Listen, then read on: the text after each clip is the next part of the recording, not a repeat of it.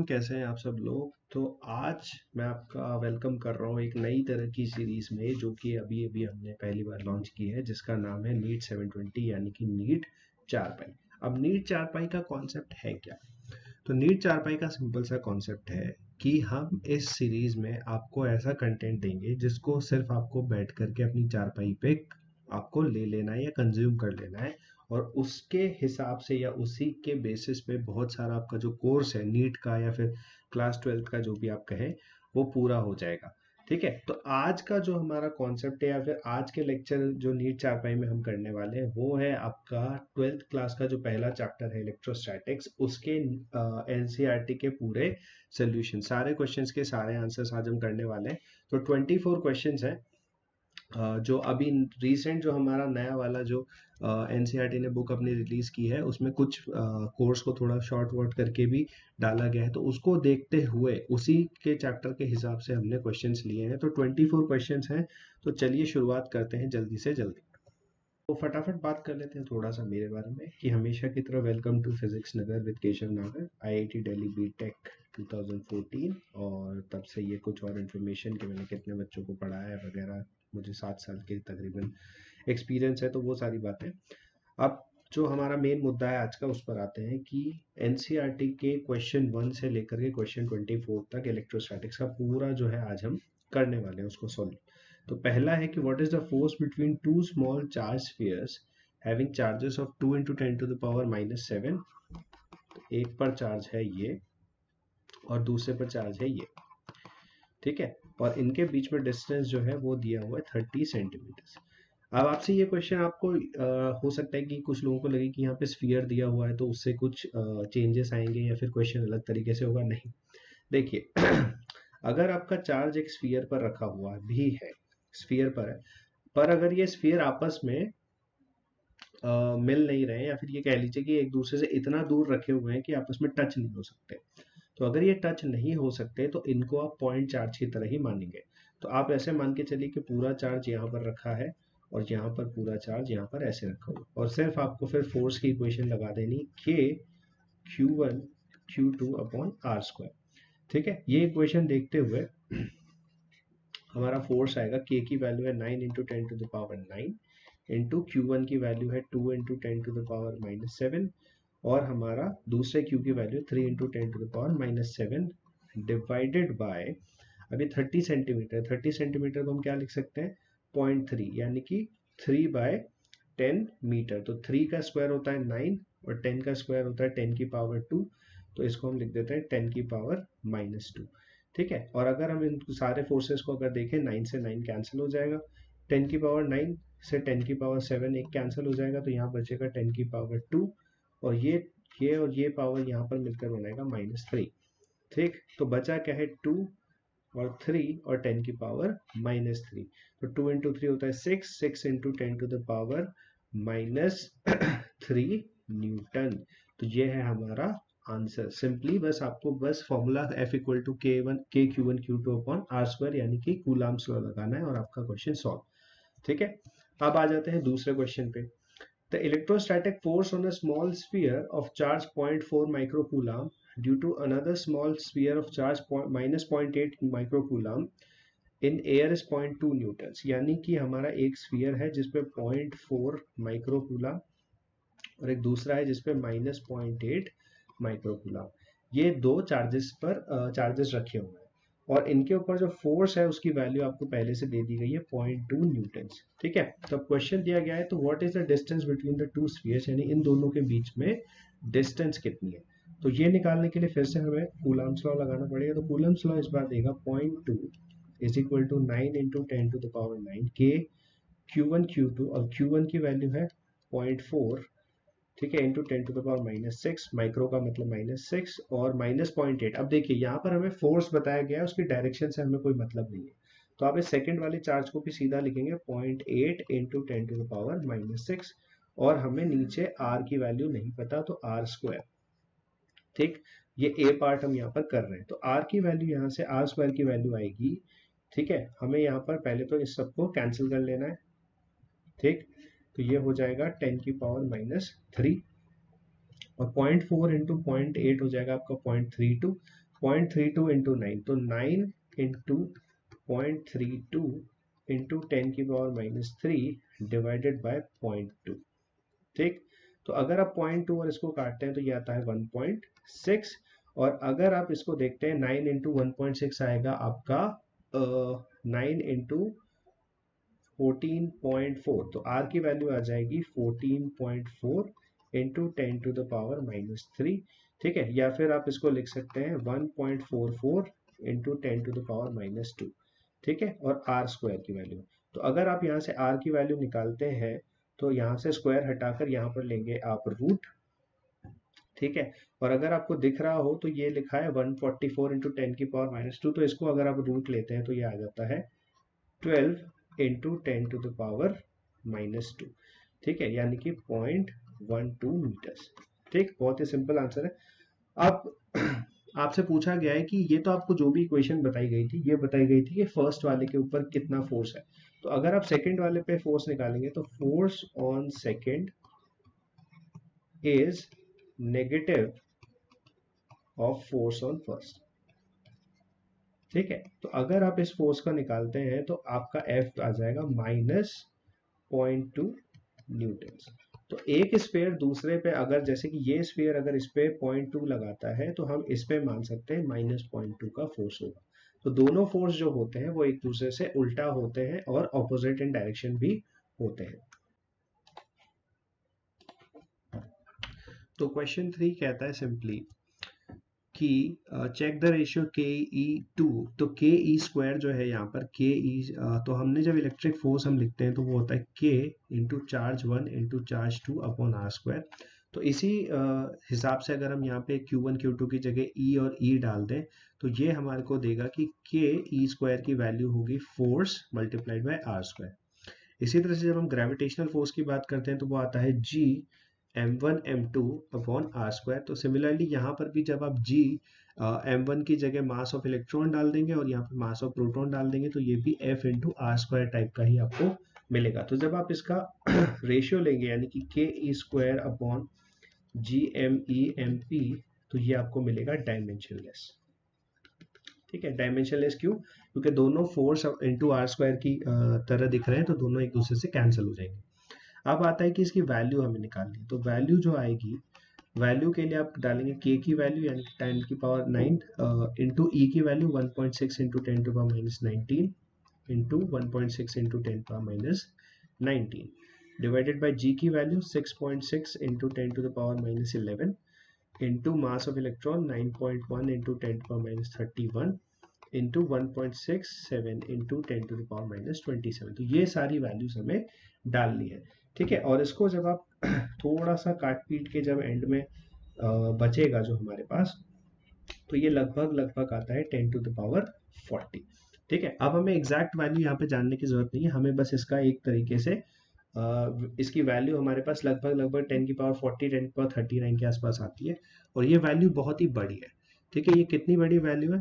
ये लगभग है 1,00,000 करोड़ करोड़ करोड़ करोड़ करोड़ बार, यानी कि करोड़ 5 बार और इंटू 1,00,000 और, तो इतनी बड़ी वैल्यू। तो ये हमें क्या बताता है कि how powerful, so what does this ratio signify?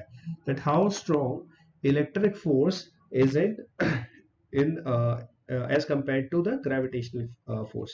तो gravitational force से इतना ज्यादा पावरफुल आपका इलेक्ट्रिक फोर्स होता है, यानी कि आप ऐसे कह सकते हैं कि ग्रेविटेशनल फोर्स को एक्टिवेट होने के लिए या उसको रियल में काम करने के लिए बहुत बड़े बड़े मासेस की जरूरत पड़ती है, जैसे कि अर्थ है या सन है या जो भी। वही इलेक्ट्रिक फोर्स जो है वो काफी छोटे साइज में भी वर्क करते हुए आपको मिल जाएगी। तो ये एक डिफरेंस आता है आपका इलेक्ट्रिक और ग्रेविटेशनल फोर्स के अंदर। चलिए, क्वेश्चन नंबर 4 है कि explain the meaning of statements electric charge of a body is quantize. तो बेसिकली इसके लिए हमें क्वांटाइजेशन का प्रिंसिपल समझाना है। तो क्वांटाइज का मतलब कहते हैं कि any property which has the smallest possible value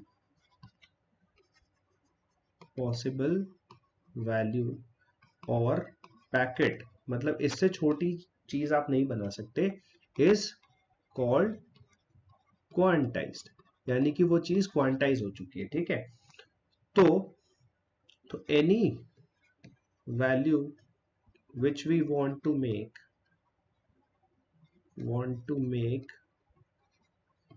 can be made only in whole number multiple of this smallest value। ठीक है, यानी कि जैसे आपका जो भी है जो भी आपकी वैल्यू होती है, जो भी जैसे चार्ज हो गया, मास हो गया, कुछ भी हो गया, अगर उसको एक छोटे सबसे छोटी वैल्यू बनाई जा सके कि इससे छोटा मास या इससे छोटा चार्ज पॉसिबल नहीं है, तो उसको हम क्वांटाइज कह देते हैं। तो इसी स्टेटमेंट के बेसिस पे हम कह सकते हैं कि इलेक्ट्रिक चार्ज जो होता है that is quantized because the smallest possible charge that is possible is of an electron और अ प्रोटॉन। ठीक है, तो any possible charge is just a whole number multiple of charge of an electron. ठीक है, और हम इसको ignore क्यों कर सकते हैं, तो ये बी पार्ट है, तो this can be ignored as any realistic charge. ठीक है, तो एक रियलिस्टिक, एक सिंगल इलेक्ट्रॉन का चार्ज रियलिस्टिक नहीं होता क्योंकि एक सिंगल इलेक्ट्रॉन तो आपको फील भी नहीं होगा। तो any realistic charge is too large and has too many particles, charge particles। ठीक है, and so this charge feels continuous and so we can ignore the quantization of electric charge during any realistic charge situation। तो जब भी आपकी कोई realistic charge आपको मिलता है तो उसमें आपके चार्ज पार्टिकल इतने ज्यादा नंबर में होते हैं कि आप उनको इग्नोर कर सकते हैं, उसको आप एक कंटिन्यूस फीलिंग, कंटिन्यूस चीज की तरह ही लगता है। जैसे मैंने आपको एग्जांपल दिया था कि एक इंसान है, पर्सन जो होता है वो भी क्वांटाइज्ड है क्योंकि एक इंसान, दो इंसान, तीन इंसान, ठीक है, वो उसी पैकेट में आपको मिलेंगे। ठीक है, आपको 1 करोड़ इंसान बनाने हैं, ठीक है, पर आपको अगर 2.5 इंसान बनाने तो पॉसिबल नहीं है। ठीक है, तो आपको नंबर ऑफ पीपल मिलेंगे होल नंबर में। ठीक है, तो पर जब उन वो बहुत सारे हो जाते हैं, जैसे आपके हजारों लोग एक साथ खड़े हो जाते हैं, तो वो भी आपको एक तरह से क्या मिलता है, एक कंटिन्यूस फ्लो दिखाई देता है आपको। वो फिर है ना अलग अलग नहीं नजर आएगा, आपको लगेगा एक साथ है। एक और एग्जाम्पल है वाटर। ठीक है, तो आप इसमें एग्जाम्पल के लिए दे सकते हैं, एग्जाम्पल वाटर बोल सकते हैं। तो वाटर एक्चुअली में अपने सिंगल H2O मॉलिक्यूल से बना होता है, पर जब बहुत सारे वाटर मॉलिक्यूल्स आ जाते हैं तो वो आपको एक कंटिन्यूस फ्लो की तरह नजर आता है। ठीक है, एयर भी इसका एग्जांपल हो सकता है, कोई भी किसी भी तरह का फ्लूइड आप इसमें एग्जांपल के तौर पे दे सकते हैं। चलिए अगला question, when a glass rod is rubbed with a silk cloth. तो ये आपने बना दिया एक सिल्क और यहाँ पे आप एक बना दीजिए ग्लास रॉड। ठीक है, हमेशा डायग्राम बनाने की कोशिश करिए क्योंकि उससे जो होता है आपका एग्जामिनर जो है वो आपको इजीली नंबर देगा। क्योंकि ये ध्यान रखिए कि आप जिस पेपर को लिखने के लिए 3 घंटा यूज कर रहे हैं उसको पढ़ने वाला शायद 3 मिनट भी ना दे, तो उसको जितना ज्यादा आप विजुअली अपील करेंगे कि ज्यादा से ज्यादा उसको देखने में वो चीज अच्छी लगेगी, वो उतना जल्दी आपको नंबर देगा। ठीक है, तो a similar phenomenon is observed with many other pairs of bodies। Explain how this observation is consistent with the law of conservation of charge। तो इस तरह के क्वेश्चन में आपको लिखना है कि whenever we do frictional charging या ट्राइबो इलेक्ट्रिक चार्जिंग, जो हमने पढ़ी थी ट्राइबो इलेक्ट्रिक चार्जिंग, तो तब क्या होता है ट्राइबो इलेक्ट्रिक चार्जिंग में, the charge on one body gets transferred to the other body via charge carriers. ठीक है, तो एक बॉडी के चार्ज कैरियर्स जो है वो उठ करके दूसरे बॉडी पर आ जाते हैं, but that does not mean that charge is being produced और destroyed, it is only being transferred, which means that the charge produced on one body is equal and opposite to the charge present on the other body, and therefore the net charge is still conserved। So therefore Q initial is equal to Q final। ठीक है, तो जब आप ये लिखेंगे तो ये इसका कंप्लीट आंसर होगा। 2 से 3 नंबर में क्वेश्चन आ सकता है, उससे ज्यादा नहीं। तो अगला क्वेश्चन है कि 4 point charges QA, QB, QC and QD, आपको जो इसकी वैल्यूज भी दी हुई है। तो अगर आप इसको ABCD यहाँ पर मान लीजिए 2 माइक्रोकूलम, -5, 2 माइक्रोकूलम और -5 माइक्रोकूलम। ठीक है, तो इसमें आपको पूछा गया है कि सेंटर पे अगर 1 माइक्रोकूलम का चार्ज है तो इस पे नेट फोर्स क्या होगा। ठीक है, तो इसकी आप शुरुआत करेंगे, पहले आप यहाँ पर एक फोर्स निकाल के, मान लीजिए आप इसको F1 बोल देते हैं, यहाँ पर F2, ठीक है, इसको F3 और इसको F4, ऐसे आपने 4 फोर्सेस बना दिए। फिर आपने F1 को लिखा के 2 microcoulomb multiplied by 1 microcoulomb upon r, जो भी डिस्टेंस है r²। अब आप कहेंगे कि by symmetry the 2 coulomb charges, micro coulomb charges are at diagonally opposite ends of the square. ठीक है, so the force F1 and F3 are equal and opposite in nature, so therefore F1 is equal to minus F3. इसी तरीके से आप prove कर देंगे कि therefore F likewise F2 is equal to minus F4, so therefore F1 plus F2 plus F3 plus F4 is equal to 0, so therefore F net is equal to 0 on 1 micro coulomb charge. ठीक है, तो basically आपने ये prove कर दिया कि जो 1 micro coulomb charge centre पे है उस पे सारे फोर्सेस जो लग रहे हैं वो एक दूसरे को क्या कर देंगे, कैंसिल आउट कर देंगे. ठीक है, simple. Question 7, an electrostatic field line is a continuous curve that is a field line can not have sudden breaks, why not. तो इसमें आप लिखेंगे कि वी नो, ठीक है, कि electric field line originate from positive charge and end at a negative charge, ठीक है, and a charge feels a continuous force along the line, which means that the electrostatic field line is a continuous curve. मतलब कि वो जो है आपका एक positive charge से शुरू होगा और एक नेगेटिव चार्ज से शुरू होगा और वो एक कंटिन्यूअस कर्व ही दिखेगा. एक छोटा सा डायग्राम बना करके इसको थोड़ा सा और इलस्ट्रेट कर सकते हैं. ठीक है, explain why two field lines never cross each other at any point. तो आप कह सकते हैं कि भाई two field lines can not cross as a charge cannot have two directions of force at one point. यानी कि एक पॉइंट पे आपके एक चार्ज पर दो फोर्सेस नहीं हो सकते. तो इसको इलस्ट्रेट करने के लिए आप क्या करेंगे, आप मान लीजिए यहाँ पर बनाएंगे एक E1 और एक लाइन बनाएंगे E2 और आपने मान लीजिए यहाँ पर एक चार्ज रखा हुआ है प्लस Q, तो यहाँ पे बनेगा F1 और यहाँ बनेगा F2. तो ये दो अलग अलग चार्ज जो फील्ड लाइंस हैं ये दो अलग अलग फोर्स की डायरेक्शन देंगी, तो ये पॉसिबल नहीं है. Therefore two field lines can never cross each other. ठीक है, चलिए question number 8. 2 point charges QA and QB 3 and -3 microcoulombs के are located 20 centimetre apart in vacuum. ठीक है, तो इनके सेंटर पे इलेक्ट्रिक फील्ड पूछा गया है. तो आप यहाँ पर लिखेंगे 3 माइक्रोकूलम चार्ज और यहाँ लिखेंगे -3 माइक्रोकूलम चार्ज. अब इसके सेंटर पॉइंट यानी कि 10 सेंटीमीटर पे बात की जा रही है. ठीक है, यहाँ से भी 10 सेंटीमीटर है और यहाँ पे आपसे पूछा है इलेक्ट्रिक फील्ड. तो पहले तो आप समझ लीजिए कि इलेक्ट्रिक फील्ड जो है कहाँ से कहाँ जाती है, हमेशा पॉजिटिव चार्ज से नेगेटिव चार्ज की तरफ, यानी इलेक्ट्रिक फील्ड का जो डायरेक्शन होगा वो ये होगा. ठीक है, तो इलेक्ट्रिक फील्ड मिड पॉइंट पर पूछिए, तो यहाँ पर इसकी वजह से इलेक्ट्रिक फील्ड निकालेंगे और यहाँ पे इसकी वजह से इलेक्ट्रिक फील्ड निकालेंगे. इसकी वजह से जो इलेक्ट्रिक फील्ड होगी उसकी डायरेक्शन भी इधर होगी और इधर से जो इलेक्ट्रिक फील्ड होगी उसकी डायरेक्शन भी इधर ही होगी. रीजन कि इलेक्ट्रिक फील्ड पॉजिटिव चार्ज से दूर की तरफ जाती है और नेगेटिव चार्ज की तरफ आती है. ठीक है, तो हम सीधा सीधा यहाँ पर निकालेंगे कि आपका आपका जो फोर्स या फिर इलेक्ट्रिक फील्ड है, इलेक्ट्रिक फील्ड होता है KQ/R². तो इसके थ्रू हम निकालेंगे 9 into 10 to the power 9 into q का वैल्यू है 3 into 10 to the power -6 divided by r जो कि है 0.1 यानी कि 1/10. तो इसको हम लिख सकते हैं 10 की पावर -2. ठीक है, तो ये है हमारा टोटल आपकी वैल्यू किसकी, इलेक्ट्रिक फील्ड की. ठीक है, मतलब 10 की पावर -2 क्यों, क्योंकि हमने स्क्वायर किया तो 10 की पावर -2 आया. अब इसको अगर आप कैलकुलेट करेंगे तो ये आएगा 27 इंटू, और इसको अगर आप काटेंगे तो आएगा 10 की पावर 3 और ये ऊपर जाएगा तो आएगा 10 की पावर 5, यानी कि 2.7 इंटू 10 टू द पावर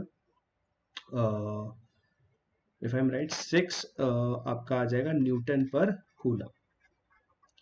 ठीक, ये तो आपका आया पॉजिटिव चार्ज की तरफ से. तो E टोटल आपका आएगा 2.7 इंटू 2 इंटू 10 की पावर 6, क्योंकि इसकी जो फील्ड है और इसकी जो फील्ड है दोनों बराबर होंगी और दोनों की डायरेक्शन भी सेम है तो दोनों ऐड हो जाएंगी.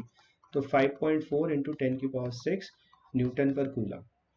ठीक है, तो ये है आपका फोर्सेस. अब इसकी डायरेक्शन भी आप बता सकते हैं कि from +3 coulomb charge towards -3 coulomb charge. ठीक है, तो from 3 coulomb charge towards -3 coulomb charge, -3 micro coulomb charge. ठीक है, अब इसका बी पार्ट, तो अगर यहाँ पर एक 1.5 इंटू 10⁻⁹ कूलम का चार्ज रख दिया जाए तो उस पर फोर्स कितना लगेगा, तो फोर्स आप लिखेंगे, फोर्स होता है चार्ज इंटू इलेक्ट्रिक फील्ड, तो चार्ज है 1.5 इंटू 10⁻⁹ इंटू आपका है इलेक्ट्रिक फील्ड यानी 5.4 इंटू 10⁻⁶, तो आपका आंसर आएगा 1.5 इंटू 5.4, इसको आप कैलकुलेट कर सकते हैं, इंटू 10⁻³ न्यूटन। तो ये आपका फोर्स है जो आपको फील होगा या फिर इस चार्ज को फील होगा। ठीक है, simple. A system has two charges QA is equal to 2.5 into 10⁻⁷ and QB located at points respectively. What are the total charge and electric dipole moment of the system? चलिए तो आपका जो है, अगर आप कोऑर्डिनेट एक्सिस बनाए, ठीक है, और इसको मैं z एक्सिस बनाऊंगा, क्योंकि मुझे x और y दोनों जीरो है तो मुझे x और y में कोई दिलचस्पी नहीं है, तो यहाँ पे आपने लिखा 0, तो यहाँ पे आपका +15, जहां पर आपका चार्ज रखा हुआ है b यानी कि -2.5 चार्ज, और ये है आपका -15, और यहाँ पे आपका चार्ज रखा हुआ है +2.5। तो अब आपको डाइपोल मोमेंट निकालना है, तो उसके लिए आपको चाहिए कि यहाँ से यहाँ तक की डिस्टेंस है 30 सेंटीमीटर, क्योंकि ये है +15 -15, तो ये आप लिखेंगे 30 सेंटीमीटर यानी 0.3 मीटर्स। ठीक है, आपको ये डायग्राम बना लेना। ठीक है, और हमें पता है कि डाइपोल मोमेंट हमेशा नेगेटिव से पॉजिटिव की तरफ होता है, तो आप इसका लिखेंगे यहाँ से यहाँ तक की तरफ है डाइपोल मोमेंट, तो ये है पी की डायरेक्शन। ठीक है, तो पी की डायरेक्शन को हम लिख सकते हैं -k कैप। क्यों? क्योंकि ये +z डायरेक्शन से -z डायरेक्शन की तरफ जा रही है। ठीक है, इधर से इधर है ना, राइट से लेफ्ट की तरफ जा रहा है, तो आपका -k कैप। अब आपको निकालना है बस डाइपोल मोमेंट, तो डाइपोल मोमेंट का मैग्नीट्यूड जो होगा वो आप निकालेंगे किससे, simple formula, charge multiplied by उन दोनों के बीच की डिस्टेंस।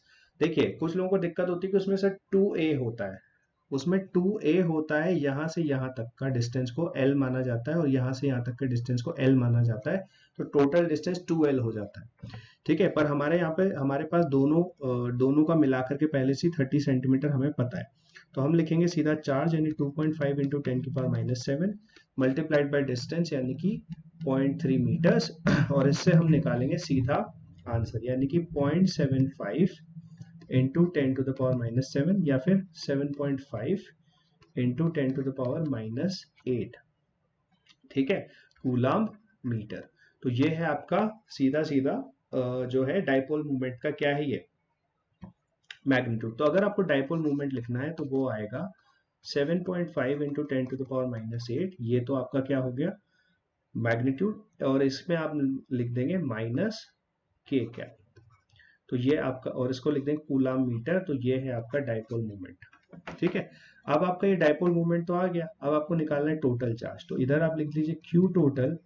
टोटल चार्ज क्या होता है, दोनों का सम, तो Q टोटल आएगा आपका 0, क्योंकि आपका दोनों चार्जेस को जब आप ऐड करेंगे तो एक प्लस है एक माइनस है और नेट चार्ज आपका 0 आ जाएगा, तो वही आपको निकालना है। ठीक है, question number 10, an electric dipole with dipole moment 4 into 10⁻⁹ coulomb Coulomb meter is aligned at 30 degree with the direction of a uniform electric field of magnitude 5 into 10⁴. Calculate the magnitude of the torque acting on the dipole. चलिए, तो question कहता है कि P आपको दिया गया है 4 into 10⁻⁹ और कूलम मीटर, और यहाँ पर आपको दिया हुआ इलेक्ट्रिक फील्ड जो है 5 into 10⁴ न्यूटन पर कूलम। ठीक है, अब हमें पता है कि टॉर्क जो होता है वो होता है P क्रॉस E, यानी कि डाइपोल मोमेंट का क्रॉस लिया जाता है E के साथ, और इसको हम सिंपली लिख सकते हैं mod P mod E sine theta. ठीक है, तो यहाँ पे अगर हम P की वैल्यू डालें 4 इंटू 10⁻⁹ इंटू E की वैल्यू यानी 5 इंटू 10⁴ इंटू साइन थीटा, अब साइन 30 डिग्री है तो साइन थीटा की वैल्यू हो जाएगी 1/2, तो ये 2 से हम यहाँ पे कैंसिल कर देंगे 2, और 5 इंटू 2 हो जाता है 10, तो 10 इंटू 10⁻⁵, और यहाँ से हम निकालेंगे 10⁻⁴ जो आपका टॉर्क है न्यूटन मीटर। ठीक है, तो ये आपका आ गया टॉर्क। सिंपल है, बहुत ही सिंपल कैलकुलेशन है, कुछ ज्यादा करने की इसमें जरूरत ही नहीं। A polythene piece rubbed with wool is found to have a negative charge of 3 into 10 to the power minus 7 coulomb. तो ठीक है, तो एक पॉलीथीन है, पॉलीथीन, और इसको आपने वूल के साथ रगड़ा है, ये वूल है, तो आपने देखा कि इस पे चार्ज आया 3 into 10 to the power minus 7 coulomb का, और इस पे चार्ज आएगा ऑब्वियसली माइनस 3 इंटू 10 की पावर माइनस 7 कूलम का। ठीक है, estimate the number of electrons transferred from which to which, is there a transfer of mass from wool to polythene. तो पहला क्वेश्चन, तो नंबर ऑफ इलेक्ट्रॉन्स निकालना है, तो कैसे निकालेंगे? तो भैया टोटल चार्ज जो होता है वो इलेक्ट्रॉन्स के चार्ज के होल नंबर में होता है, तो n into 1.6 into 10 to the power minus 19 is equal to जितना चार्ज मिला, यानी 3 into 10 to the power minus 7। ठीक, अब इसको आप n की वैल्यू कैलकुलेट करेंगे तो आएगा 3 इंटू 10 की power minus 7 upon 1.6 into 10 to the power minus 19। ठीक है, और जब आप इसको कैलकुलेट करेंगे तो ये आएगा 10 की पावर 12, तो ये n की वैल्यू जो है सिंपली आपकी आ जाएगी 3 upon 1.6 into 10 to the power 12। अब ये जो भी नंबर आ रहा है छोटा सा, इसको आप हल्का से कैलकुलेट कर सकते हैं। ठीक है, अब ये तो आ गए हमारे नंबर ऑफ इलेक्ट्रॉन्स। अब दूसरा आपसे पूछा जा रहा है और फ्रॉम विच टू विच, तो इलेक्ट्रॉन कहां से कहां गए? तो देखो पॉलीथीन पे हमारा आ रहा है पॉजिटिव चार्ज और वुल पे आ रहा है हमारा नेगेटिव चार्ज। तो नेगेटिव जिस पे आता है उस पे इलेक्ट्रॉन ट्रांसफर होते हैं, तो आप लिखेंगे electron transferred from polyethene to wool. ठीक है, अब B second question, is there a transfer of mass from wool to polythene. तो देखो मास ट्रांसफर होता है, इलेक्ट्रॉन जो है उनमें मास होता है, भले ही बहुत छोटा सा हो, पर वो पॉलीइथिलीन से वुल पे जा रहा है। तो क्या वुल से पॉलीथीन पे कोई मास आ रहा है? तो no, there is no transfer of mass from wool to polyethene. ठीक है, तो सिंपल सी बात है कि भैया उस पे कोई चार्ज नहीं आ रहा, मास नहीं आ रहा है, पॉलीथीन से वुल पे जरूर जा रहा है। ठीक है, तो क्वेश्चन नंबर 12 कि two insulated charge copper spheres A and B have the centre separated by a distance of 50 centimetres, यानी कि आपके दो यहाँ पर ऐसे स्फीयर आपने बना दिए और इन दोनों पे 50 सेंटीमीटर का डिफरेंस है, यानी कि 0.5 मीटर। ठीक है, what is the mutual force of electrostatic repulsion if the charge on each is this, the radii is negligible. इसका सीधा मतलब ये है कि आपको इन दोनों को पॉइंट चार्ज मानते हुए काम करना है, और पॉइंट चार्ज मानते हुए हम फोर्स निकालेंगे k, यानी कि 9 into 10 to the power 9, charge 6.5 into 10 to the power minus 7 into दूसरे का charge 10 power minus 7 divided by इनके बीच का डिस्टेंस जो है उसका स्क्वायर। तो 0.5 का स्क्वायर को आप क्या लिख सकते हैं? तो 0.5 5 बाई 10 लिखा जा सकता है उसको, तो 25, और यहाँ पर लिखा जा सकता है 10 की पावर 2। ठीक है, यानी कि आप 1/4 भी लिख सकते थे, जैसे भी आपको समझ आए। ठीक है, तो पहले हम पावर्स को थोड़ा सा डील कर लेते हैं। तो आपका पावर 10 पावर 9 है, तो यहाँ पे हो जाएगा 10 की पावर 2, और यहाँ पे जब आप कैंसिल करेंगे तो बचेगा 10 की पावर माइनस 5, और इससे जब आप काटेंगे तो बचेगा 10 की पावर माइनस 3। तो F is equal to 9 into 6.5 into 6.5 into 10 की पावर माइनस 3 डिवाइडेड बाई 25। ठीक है, अब यहाँ पे आप अगर चाहते हैं इसको काटना, तो यहाँ पे आप इसको काट सकते हैं 1.3, इसको भी 1.3, और इसको 25 को कैंसिल कर सकते हैं। तो बेसिकली आपका 1.69 into 9 into 10 to the power minus 3 Newton.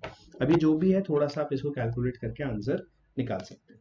ठीक है, अब बस आपसे पूछा गया है कि अगर रिपल्शन का फोर्स क्या होगा अगर हर स्फीयर को चार्ज डबल दे दिया जाए और डिस्टेंस जो है उनकी हाफ कर दी जाए। तो आपका एफ डैश जो नया आएगा वो के तो आपका सेम है, पर जो आपका चार्ज था, ठीक है, उसको डबल कर दिया गया, यानी कि आपका यहाँ पे चार्ज जो है 4 इंटू क्यू हो जाएगा, क्योंकि एक चार्ज पे 2q, दूसरे चार्ज पे 2q, तो ये आपका 4q स्क्वायर हो जाएगा, और उनके डिस्टेंस जो है हाफ कर दिया जाएगा, यानी कि r बाई 2, तो यानी कि r स्क्वायर बाय 4, तो ये हो जाएगा 16kq square upon r square, और ये जो है ये वैल्यू हम कैलकुलेट कर चुके हैं। तो आपका जो नया फोर्स आएगा एफ डैश, आ जाएगा 16 इंटू 1.69 इंटू 9 इंटू 10⁻⁻3, यानी कि जो पहले फोर्स आ रहा था उससे 16 टाइम्स यानी कि 16 गुना ज्यादा जोर से वो रिपेल करेगा, क्योंकि एक तो आपने चार्ज को डबल कर दिया और वो भी दोनों पे। एक पे किया होता तो अलग चीज आती, दोनों पे किया है तो आपका 4 गुना ज्यादा फोर्स हुआ और डिस्टेंस को हाफ करने से भी 4 गुना ज्यादा फोर्स हो गया, तो टेक्निकली आपका टोटल फोर्स हो गया 16 गुना। चलिए 13 question. Suppose the spheres A and B in exercise have identical sizes. A third sphere of the same size but uncharged is brought in contact with the first, then brought in contact with the second, and finally removed. ठीक है, तो हमें यहाँ पे निकालना है कि आपका जो उसको निकाला गया तो फिर उस पे दोनों पे तीनों पे चार्जेस क्या होंगे। यहाँ पे क्वेश्चन शायद थोड़ा सा रह गया, तो फाइनल चार्ज। ठीक है, तो मान लीजिए ए पर आपने चार्ज दिया हुआ है, जो आपका चार्ज था वो था 6.5 इंटू 10⁻⁻7, तो आपने कहा 6.5 इंटू 10⁻⁻7।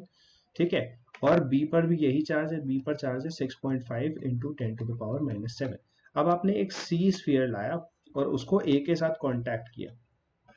कांटेक्ट करते ही ए और सी जो है उनके बीच में जो आपका चार्ज है वो आधा आधा बढ़ जाएगा, तो यानी कि सी पर जो नया चार्ज आया तो सी पर आपका चार्ज आ जाएगा 6.5/2 यानी कि 3.25 इंटू 10⁻⁻7, और इतना ही चार्ज ए पर भी आ जाएगा यानी कि 3.25 इंटू 10⁻⁻7।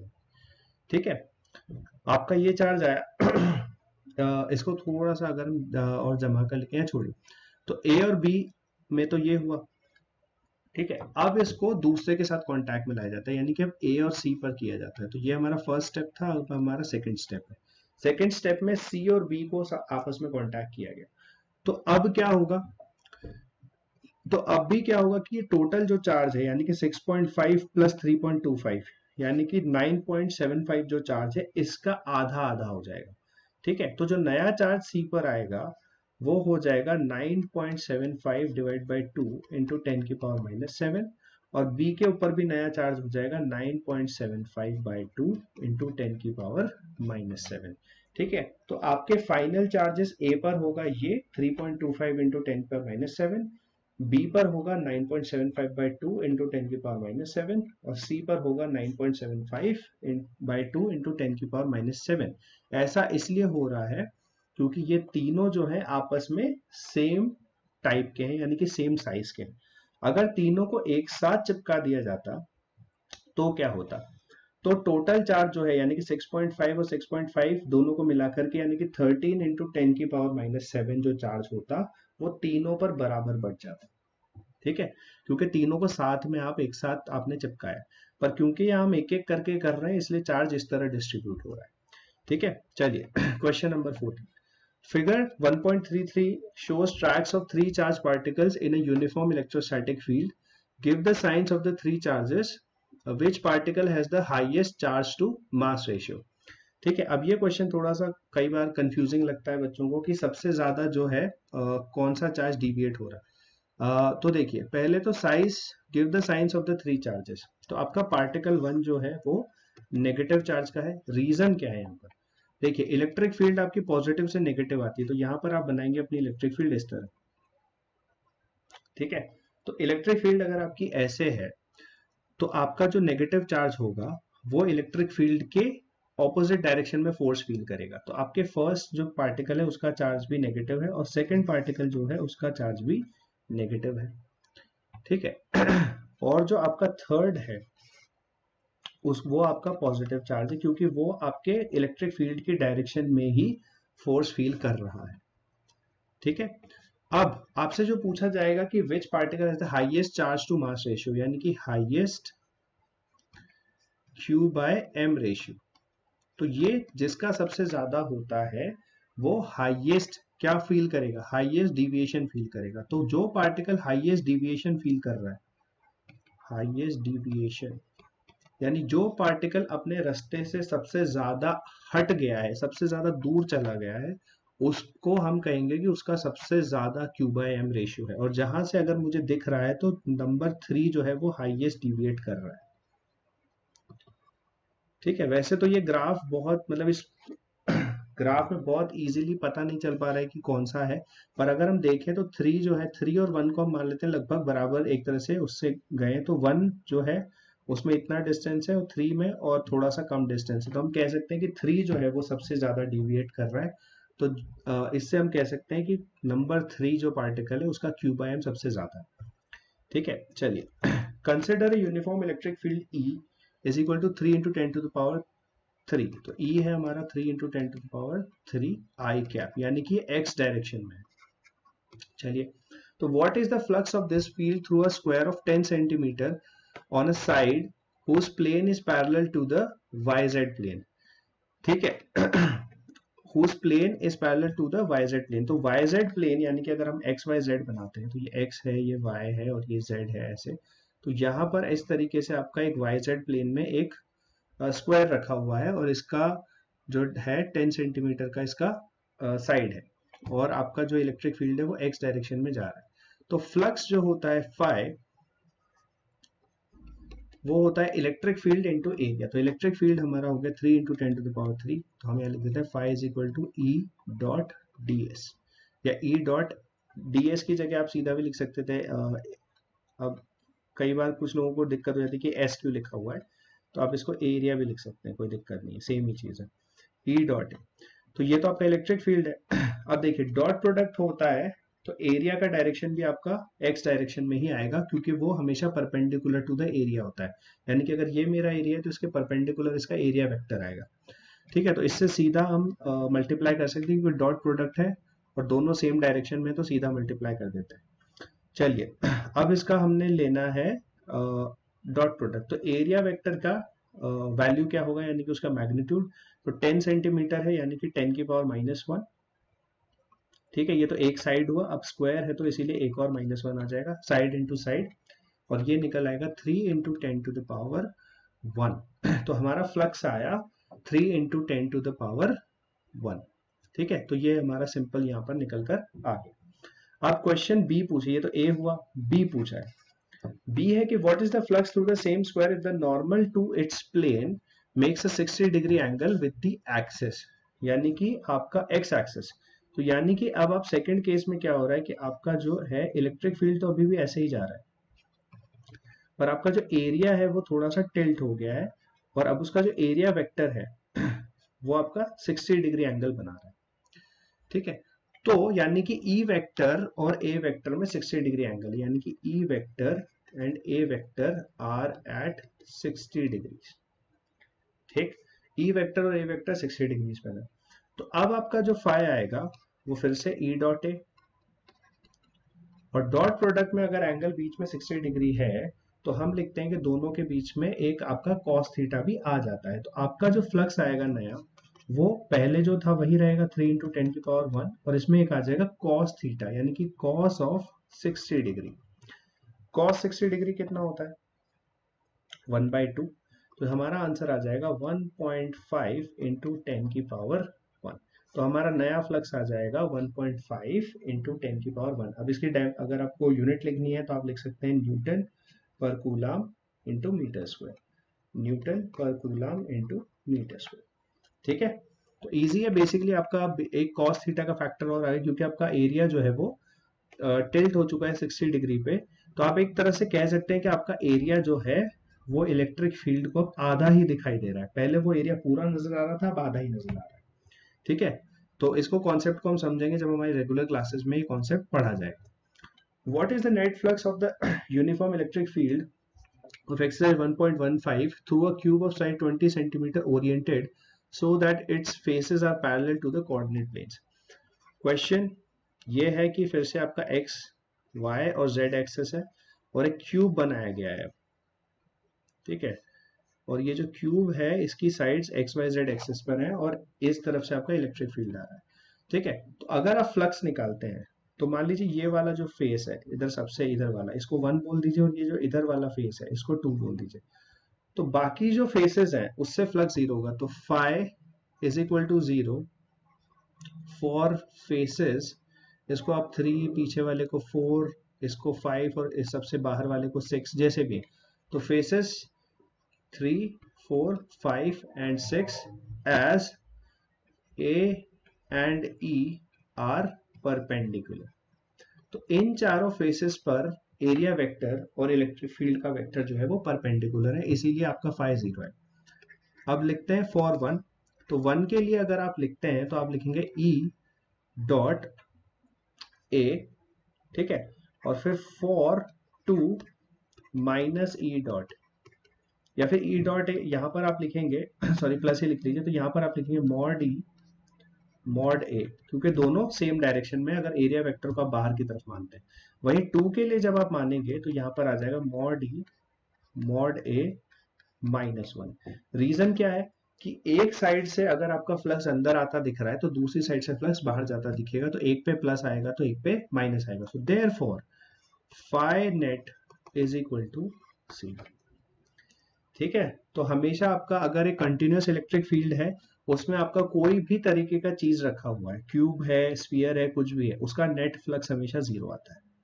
ठीक है, चलिए।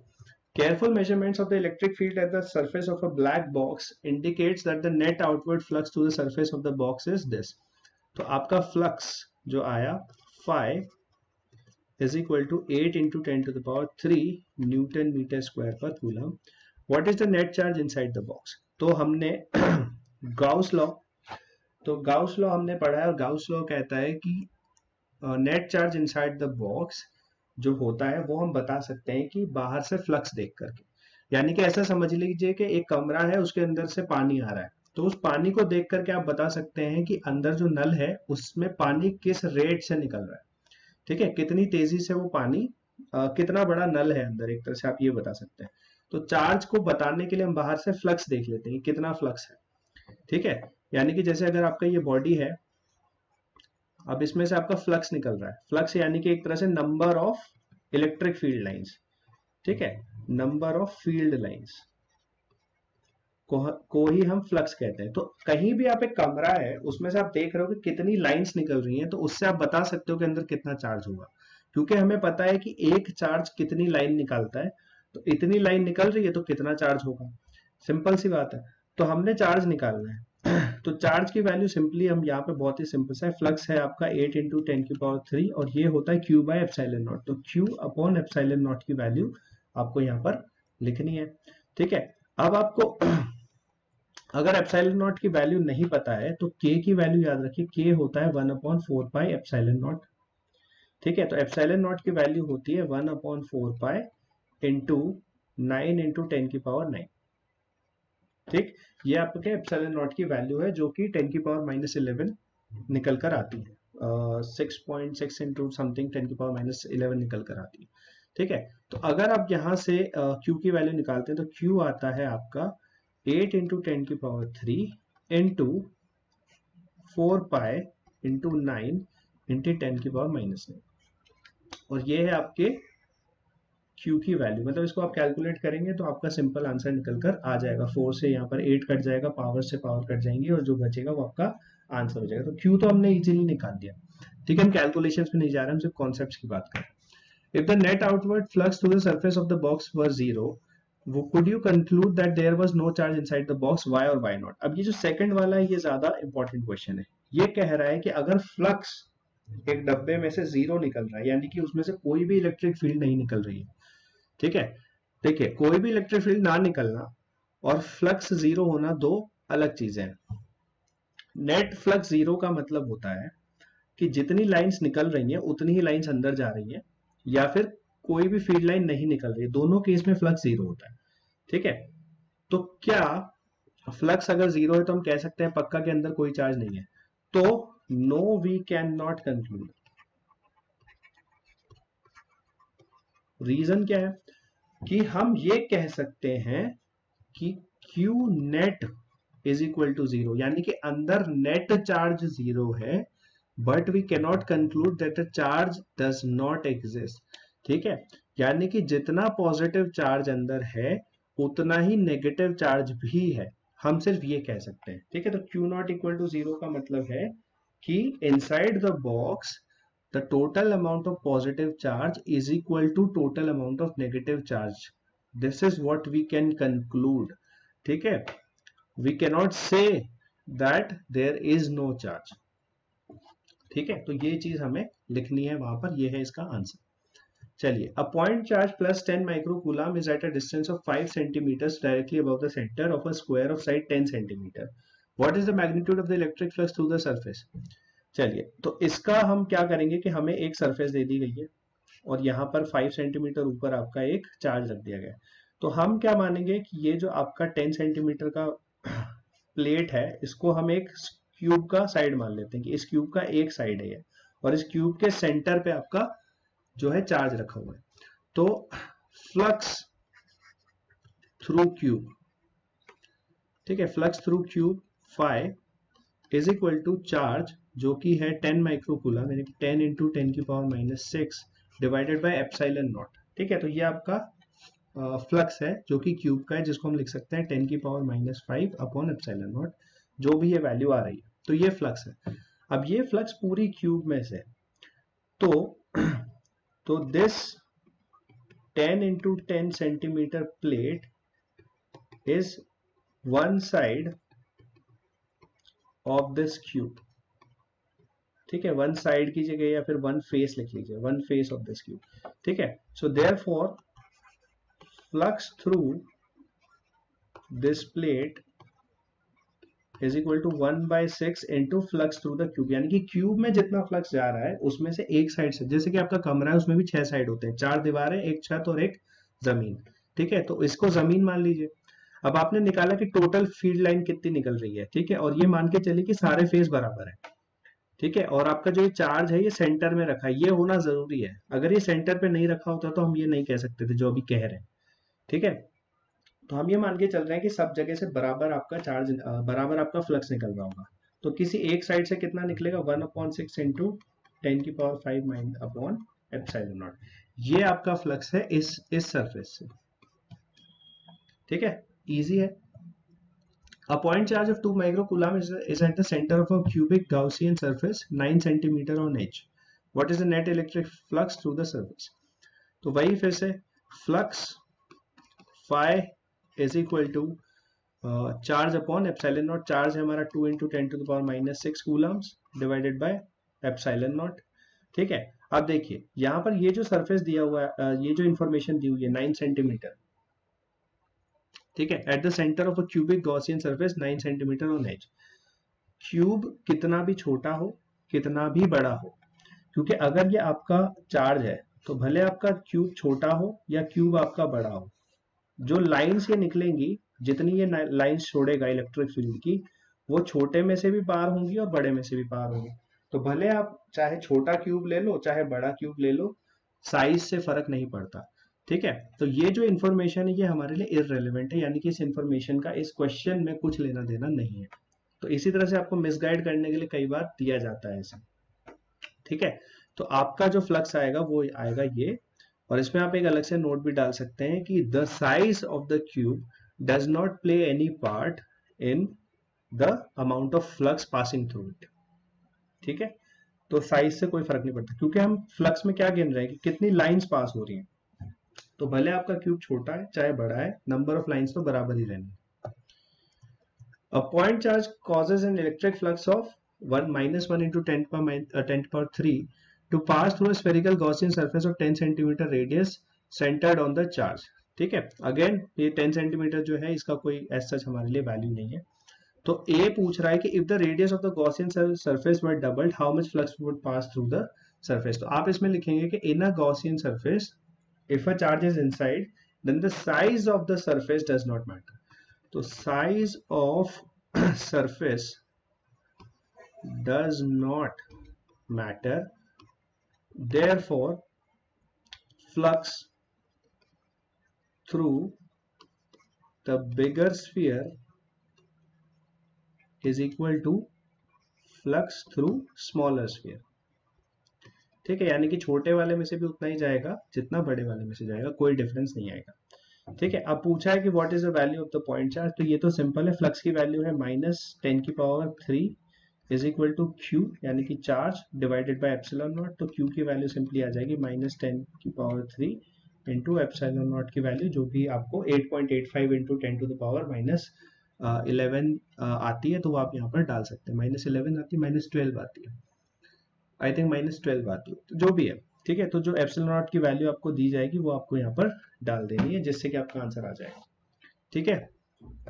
21, a conducting sphere of radius 10 centimetre has an unknown charge. तो आपका एक कंडक्टिंग स्फीयर है, यानी कि आपका एक स्फीयर है जो कंडक्टिंग है। कंडक्टिंग का मतलब है कि जो भी चार्ज आप इस पे देंगे वो सारा सरफेस पे आ जाएगा, ठीक है। If the electric field 20 centimetre from the centre of the sphere is this, ठीक है।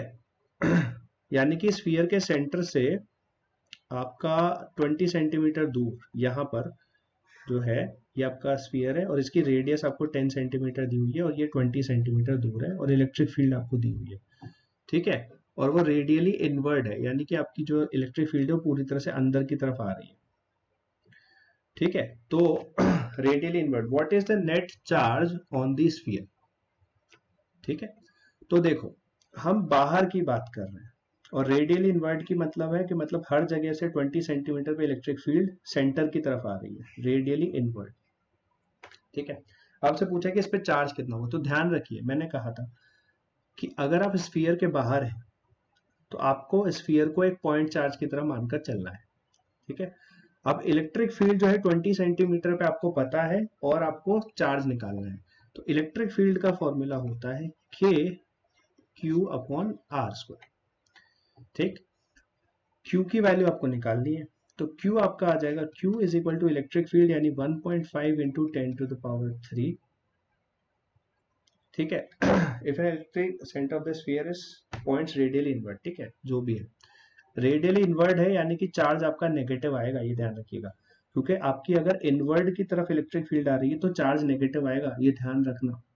रेडियली इनवर्ड बोलते हैं, आपको समझ जाना चाहिए कि चार्ज जो है वो नेगेटिव होना चाहिए, तभी तो इलेक्ट्रिक फील्ड इनवर्ड आ रही है। अगर पॉजिटिव होता तो आउटवर्ड जाती, इसी यहीं पे वर्ड प्ले है सारा, ठीक है। तो इलेक्ट्रिक फील्ड क्यू की वैल्यू अपॉन के यानी 9 इंटू 10⁻9 और आर की वैल्यू 20 सेंटीमीटर यानी कि 2/10 का स्क्वायर यानी कि 4/100। और यहाँ से आपका क्यू की वैल्यू, और यहाँ पर क्योंकि हमने कहा कि ये रेडियल इनवर्ड है तो यहाँ पे हम लगा देंगे -1 का चार्ज के लिए। और इसको जब आप कैलकुलेट करेंगे जो भी आंसर आ रहा है, ठीक है, हम यहाँ पे वैल्यू की बात नहीं कर रहे हैं, बस कि निकालना कैसे है, तो ये तो कैलकुलेशन है, इसको आप कर सकते हैं, ठीक है। जैसे कि आप इसको हटाकर यहाँ पर 11 लिख दीजिए, तो Q की वैल्यू लगभग लगभग 1.5 इंटू 4/9, ठीक है, इंटू 10⁻⁻8 आ जाएगी, ठीक है। तो ये आ जाएगा 6/9 इंटू 10⁻⁻8 यानी कि 2/3 इंटू 10⁻⁻8 माइनस, सॉरी यहाँ पे एक माइनस भी आएगा क्योंकि ये माइनस हम लगा, तो Q की वैल्यू आ रही है -6/9 इंटू 10⁻⁻8 कूलम्स। सिंपल है, ठीक है। A uniformly charged conducting sphere of 2.5 meter diameter has a surface charge density of 80 microcoulomb per meter square. Find the charge on the sphere. चलो, तो सबसे पहले तो सिग्मा निकालना है, तो सिग्मा होता है, सॉरी सिग्मा नहीं, हमें निकालना है चार्ज, तो हमें निकालना है क्यू। क्यू होता है सिग्मा यानी कि charge density multiplied by surface area, ठीक है। तो यहाँ पर आपकी चार्ज डेंसिटी दी हुई है 80 इंटू 10⁻⁻6 मल्टीप्लाइड बाय एरिया, तो एरिया होता है 4 इंटू पाई इंटू 2.4 का स्क्वायर, ठीक है। तो ये हमारा टोटल चार्ज आ जाएगा, ठीक है। अब इसको आपको कैलकुलेट करना है सिंपल, यानी कि 8 into 10⁻⁻5 into 4 pi into 2.4 into 2.4, ठीक है। अब इसको वो तो सिंपल आपको कैलकुलेशंस करनी है, जो आप कर लीजिएगा, इजीली आपका क्यू आ जाएगा। अब पूछा है कि what is the total electric flux leaving the surface of the sphere, तो सरफेस ऑफ द स्फीयर से टोटल इलेक्ट्रिक फ्लक्स कितना निकल रहा है, तो ये चार्ज हमारा आ गया, ठीक है। ये जो भी यहाँ पर वैल्यू निकल कर आएगी इसको मान लीजिए हमने क्यू बोला हुआ है, तो इलेक्ट्रिक फ्लक्स जो होता है फाई वो होता है चार्ज इनसाइड द स्फीयर, जो कि ये है हमारा Q divided by epsilon naught, ठीक है। तो एप्सिलॉन नॉट की वैल्यू जो होती है वो आपको डालनी है और सिंपल यहाँ पे आपका फाई निकल कर आ जाएगा, तो फाई की वैल्यू आएगी 2.4 इंटू 2.4 को हम 5.76 लिख सकते हैं, तो 8 into 5.76 into 4 pi into 10⁻⁻5 upon epsilon not 8.85 into 10⁻⁻12 जो भी इसकी वैल्यू है वो आप डालिए और यहाँ पर आंसर आपका फाई का आ जाएगा, ठीक है। ये कैलकुलेशन है, ऐसी कैलकुलेशन ये आपको देगा नहीं, एग्जाम में तो नहीं देगा क्योंकि वहां पर टाइम कम होता है, ठीक है। तो वहां पर कैलकुलेशन ऐसे देगा जो इजीली सॉल्व हो जाए, ठीक है। पर अभी क्या है कि ये आपको एग्जाम्पल के तौर पे देता है, तो इसीलिए थोड़ी सी डिफिकल्ट कैलकुलेशन दे देते हैं, ठीक है। पर इसको इजीली सॉल्व किया जा सकता है, आप इजीली इसको कर सकते हैं, कोई दिक्कत नहीं। 23, an infinite line charge produces a field of 9 into 10 to the power 4 at a distance of 2 centimeter. Calculate the linear charge density. तो इस तरह के क्वेश्चन में बेसिकली हम मान के चलते हैं कि आपका जो इनफाइनाइट लाइन चार्ज है वो आपका एक सिंपल इस तरीके का एक लंबा सा चार्ज है, मतलब रॉड है, और ये इधर भी इन्फिनिटी पे जा रही है, इधर भी इन्फिनिटी पे जा रही है, ठीक है। और यहाँ से 2 सेंटीमीटर दूर आपने ये बात की है 2 सेंटीमीटर। तो यहाँ पे एक सिलेंड्रिकल वाला अगर आपको फॉर्मूला याद हो तो इलेक्ट्रिक फील्ड की वैल्यू होती है lambda upon 2 pi epsilon naught R, या फिर इसको आप लिख सकते हैं कि 2 के लैम्डा अपॉन आर, ठीक है। तो यहाँ पे बस आपको वैल्यू डालनी है 2 into 9 into 10 to the power 9 into lambda divided by R की वैल्यू है 2 सेंटीमीटर यानी कि 2/100। तो आप 100 को ऊपर लिख लीजिए और नीचे 2 लिख लीजिए, तो 2 से 2 कैंसिल हो जाएगा। तो लैम्डा की वैल्यू आ जाएगी हमारा इलेक्ट्रिक फील्ड है 9 into 10 to the power 9 sorry 4, ठीक है, divided by 9 into 10 to the power 9 into 100, क्योंकि आप देख रहे हैं ये इसको नीचे ले आएंगे वैल्यू को ई के, तो ये 9 से 9 कैंसिल, और ये आ जाएगा 10 टू द पावर -7 कूलाम पर मीटर, ठीक है। तो ये हमारा लीनियर चार्ज डेंसिटी यानी कि लैम्डा की वैल्यू हम यहाँ से निकाल कर दे सकते हैं, यानी इतना कूलाम चार्ज हर मीटर में इसके अवेलेबल है। और ये शायद हमारा फाइनल क्वेश्चन। तो 2 large thin metal plates are parallel and close to each other. तो बेसिकली 2 प्लेट्स आपने बना दी और वो एक दूसरे के पास है, और उनके इनर सरफेसेस पे 4 डेंसिटी हैं 17 into 10 to the power -22 coulomb पर मीटर स्क्वायर, ये डेंसिटी है। तो एक पे पॉजिटिव है, एक पे नेगेटिव है, ठीक है। तो आपसे पूछा जा रहा है कि बताओ इलेक्ट्रिक फील्ड क्या होगी।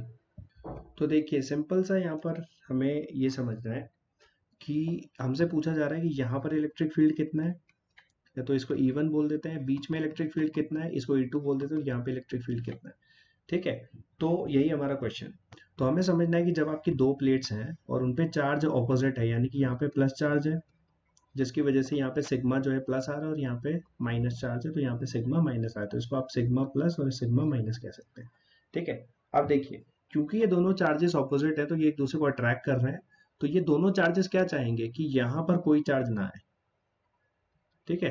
तो ये देखते हुए यहाँ पर कोई भी चार्ज नहीं आएगा, तो इनको अगर आप इसके आउटर रीजन पे माने तो यहाँ पे इलेक्ट्रिक फील्ड जो आपकी आएगी वो आएगी 0, और यहाँ पे जो आपकी इलेक्ट्रिक फील्ड आएगी वो भी आएगी 0, ठीक है। तो आपकी इलेक्ट्रिक फील्ड टोटल जो आप यहाँ पर मानेंगे उसको आप कहेंगे 0, यहाँ पर कोई भी इलेक्ट्रिक फील्ड आपकी नहीं आएगी। अब बची आपकी बीच की इलेक्ट्रिक फील्ड यानी कि E2। तो E2 के लिए हमने पढ़ा था कि E2 होता है सिग्मा अपॉन एप्सिलॉन नॉट। क्यों? क्योंकि जब भी किसी प्लेट पर एक चार्ज आता है तो वहां पर आपकी इलेक्ट्रिक फील्ड आती है सिग्मा अपॉन एप्सिलॉन नॉट की, ठीक है। तो वही आपकी इलेक्ट्रिक फील्ड यहाँ पर भी आपको देखने को मिलेगी, ठीक है। तो बीच में आपकी जो इलेक्ट्रिक फील्ड आएगी वो आएगी सिग्मा अपॉन एप्सिलॉन नॉट की, ठीक है। तो सिंपली यही आपका यहाँ पर आंसर है कि E1 आपका 0, E2 आपका sigma upon epsilon not, E3 भी आपका 0, ठीक है। तो ये था हमारा चैप्टर 1 इलेक्ट्रोस्टैटिक्स के सारे जो 24 क्वेश्चंस हैं जो एनसीईआरटी में दिए हुए हैं। इसी तरह से हम अगले चैप्टर्स के भी इसी तरह से मैं आपके लिए सॉल्यूशन बना कर लाता रहूंगा, ठीक है, हमारी चारपाई सीरीज में। क्योंकि इसको बस आपको अपनी चारपाई पे बैठना है और बस देखते जाना है, और सारे सोल्यूशन आपको मिल जाएंगे ताकि आप अपने बोर्ड्स और नीट के लिए तैयार हो सके, ठीक है। Thank you so much for your time.